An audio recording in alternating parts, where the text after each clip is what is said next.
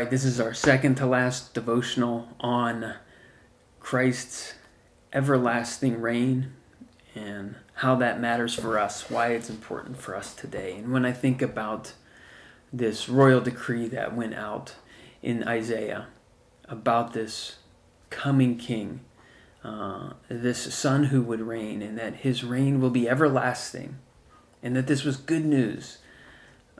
One of the things I think that sticks out to me about why his reign being an everlasting reign is a good thing, and what it means is it means that justice wins. We live in a world where we live in a country that has a flawed justice system. And guess what? You go to any other country and they have a flawed justice system. There has never been, nor will there be, as long as we're in charge, a justice system that is not flawed. And we long for justice to be carried out. And when we see justice carried out, which it is in many ways, we recognize that's good. It's good that justice happens. To the same token, when we see justice averted, when we see it not executed rightly, there's a sense in us that says, this isn't right. This isn't the way it should be. How will this be corrected?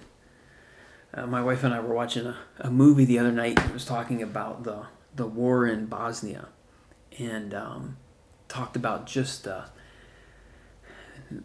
didn't even get into the horrors of war and ethnic cleansing and all the things that were happening there, as much as it was kind of focusing on the human trafficking that was occurring, the forced prostitution of women across border lines, and keeping them imprisoned, and just all of these horrible things.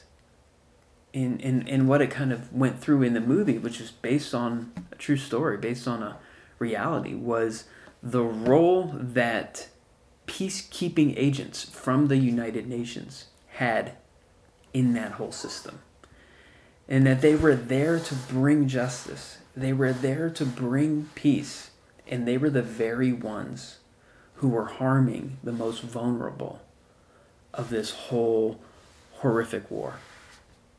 And you just watch it, and it was just gut-wrenching and infuriating, because you think, where's the justice?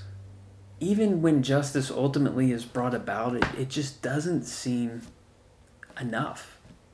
It doesn't seem to right the wrongs.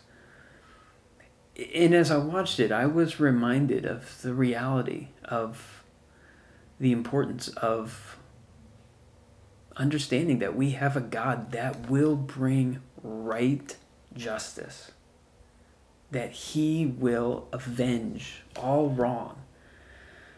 It's a heavy and weighty thing, and sometimes we just want to avoid it because we live in such a comfortable climate, I think. But when you see the horror of what mankind is capable of towards one another, the more you're exposed to that, I think, and the closer you get to it, the more you long for God's wrath to be brought about, for the exercise of his justice on those who do such wickedness.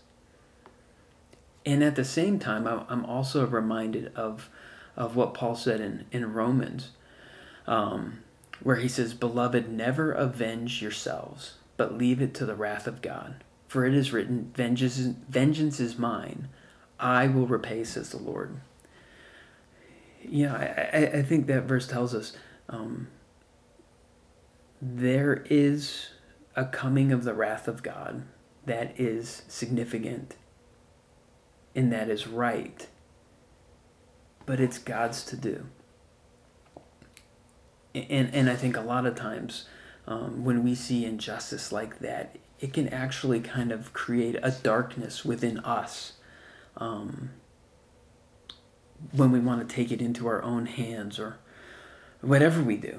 And so I think that passage reminds us, and the truth that our King is an everlasting King who will bring justice perfectly, that part of what we need to do in the Christian life is be able to figure out what it looks like to leave that in the hands of the Lord, to leave it for him to repay, and for us to trust that he will bring right and perfect justice. Now, later on in that passage in Romans, Paul says, and I think it's related, he says, do not be overcome by evil, but overcome evil with good.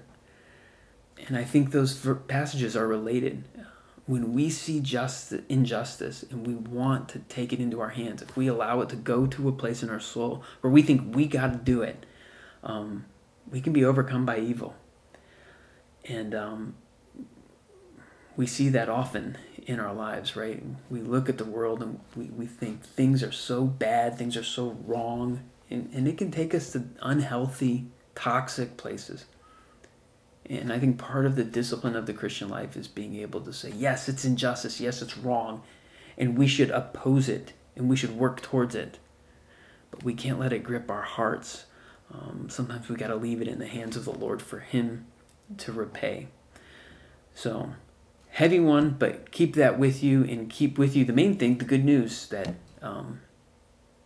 he will reign and justice will win.